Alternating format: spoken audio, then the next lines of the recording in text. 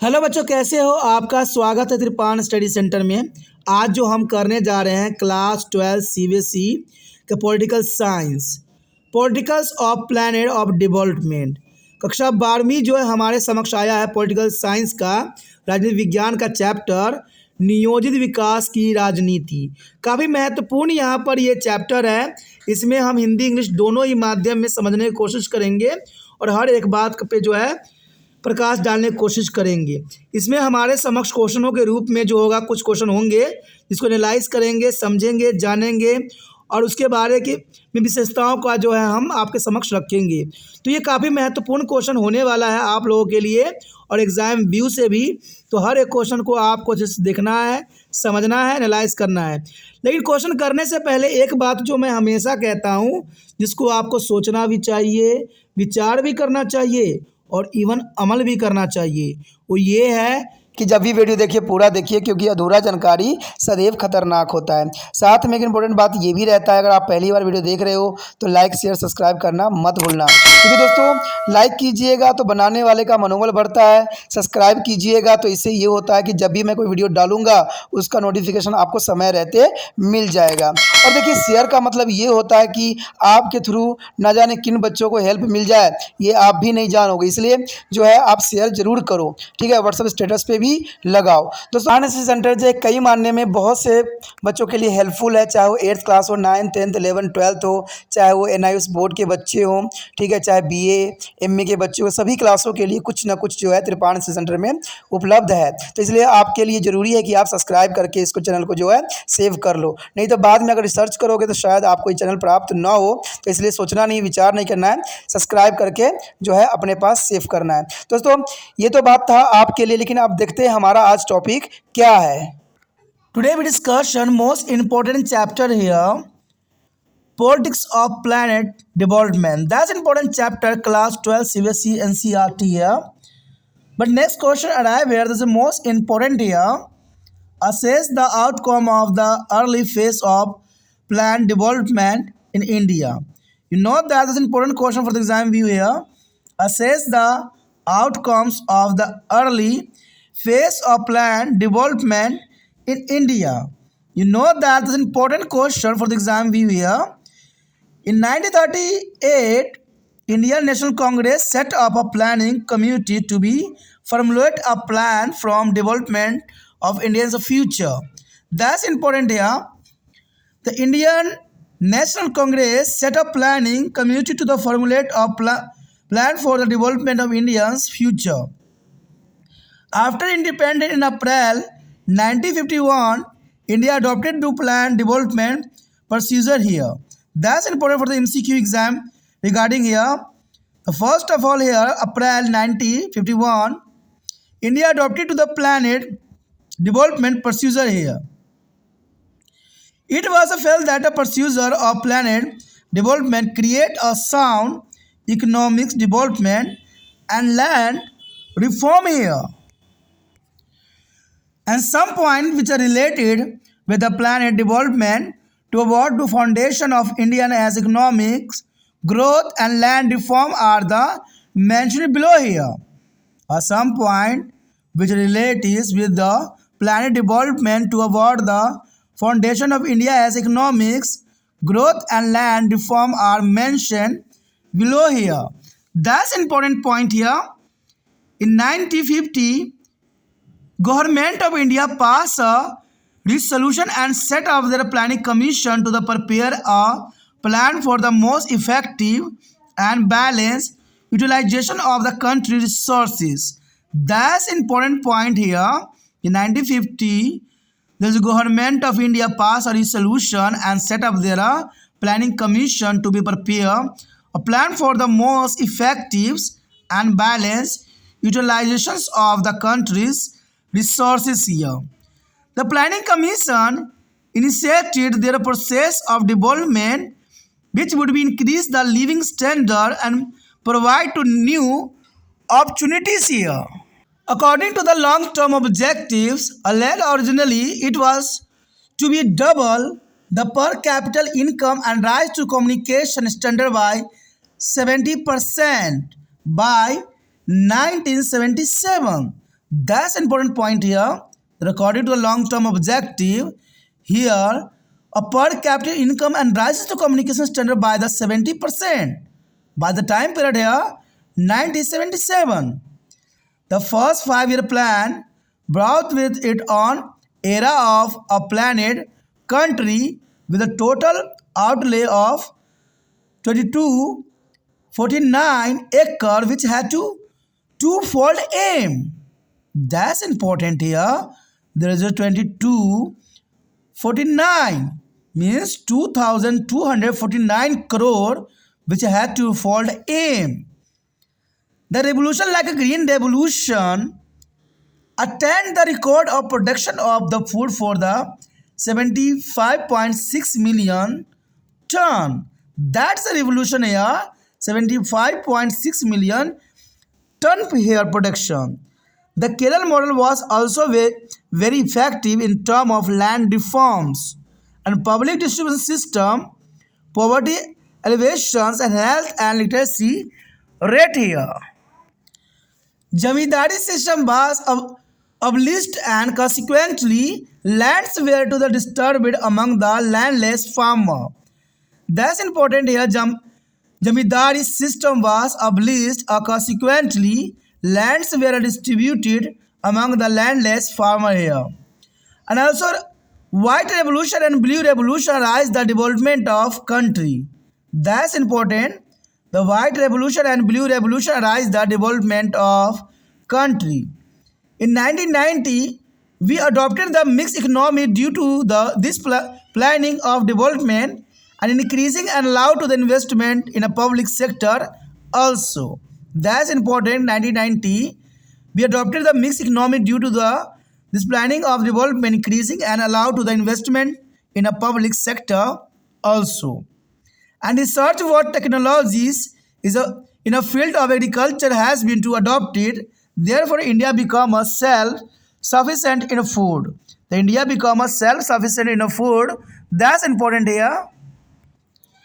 In 1991, Indian government adopted by the new economical policy, globalization, privatization, and liberalization. That's important here.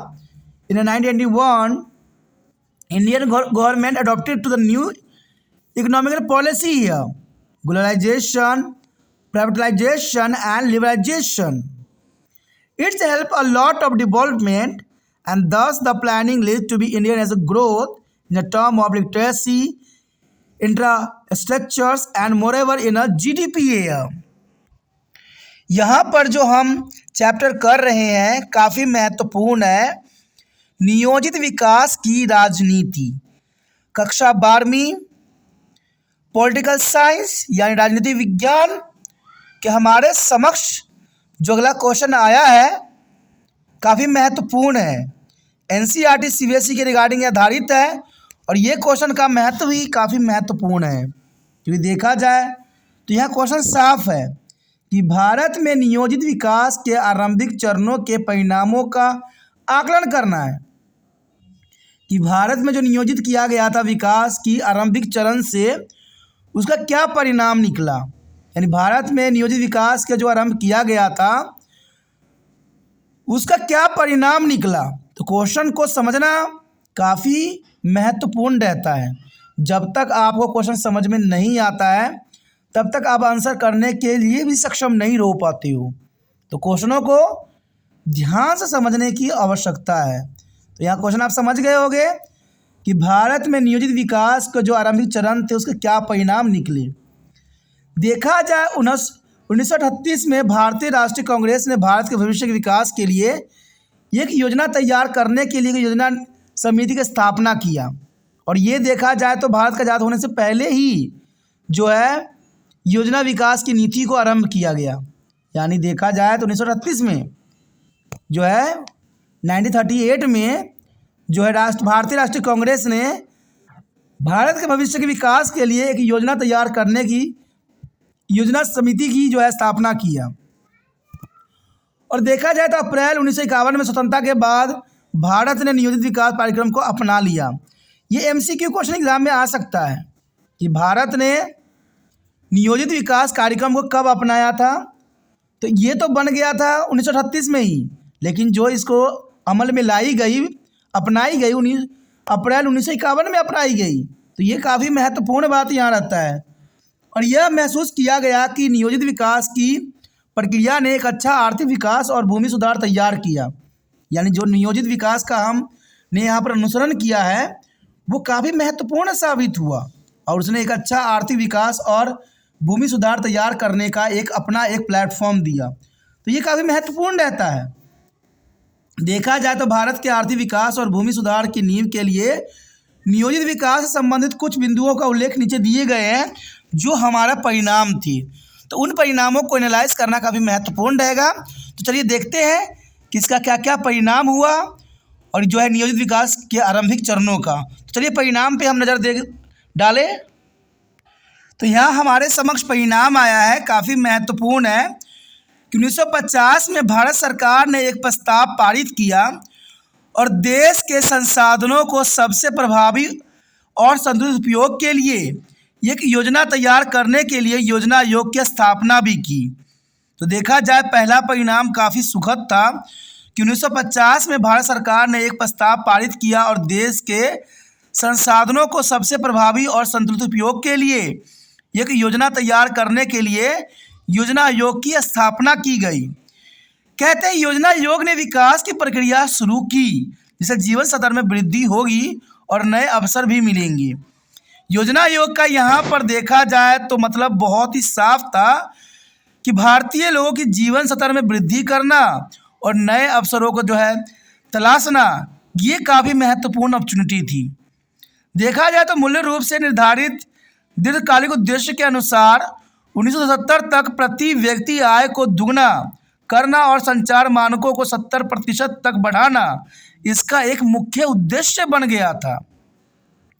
कि मूल रूप से निर्धारित दीर्घकालीन उद्देश्यों के अनुसार 1970 तक प्रति व्यक्ति आय को दुगना करना और संचार मानकों को जो है 70% तक बढ़ाना, ये काफ़ी महत्वपूर्ण उद्देश्य था। पहली पंचवर्षीय योजना अपने साथ एक योजनाबंदी देश का युग लेकर आई जिसका कुल परिव्यय था देखा जाए तो 2249 करोड़, जिसके दो उद्देश्य थे। देखिए काफ़ी महत्वपूर्ण बात आया कि पहली पंचवर्षीय योजना अपने साथ एक योजनाबंदी देश के युग लेकर आई जिसमें मुख्य तौर से जो था 2249 करोड़, जिसके दो मुख्य उद्देश्य थे। देखा जाए तो हरित क्रांति जैसे क्रांति ने 75.6 मिलियन टन तक खाद्यान्न उत्पादन का कीर्तिमान हासिल किया। देखा जाए तो हरित क्रांति ने यहाँ पर बहुत बड़ी जो है कीर्तिमान हासिल किया, यानी 75.6 मिलियन टन खाद्य उत्पादन का जो है कीर्तिमान हासिल करना काफ़ी बड़ी अपॉर्चुनिटी थी। यहाँ पर कहते हैं भूमि सुधार, सार्वजनिक वितरण प्रणाली और गरीबी उन्मूलन, स्वास्थ्य और साक्षरता दर के मामलों में भी केरल मॉडल बहुत ही प्रभावित था। यानी देखा जाए तो केरल मॉडल जो अपनाई गई थी उसको काफ़ी सारे भारत में अपनाने की कोशिश की गई, क्योंकि देखा जाए तो भूमि सुधार, सार्वजनिक वितरण प्रणाली, गरीबी उन्मूलन और स्वास्थ्य और साक्षरता दर के मामलों में केरल मॉडल जो थी बहुत काफ़ी महत्वपूर्ण थी। देखा जाए तो जमींदारी प्रथा को समाप्त कर दिया गया जिसके परिणाम स्वरूप भूमिहीन किसानों के बीच भूमि वितरण की गई।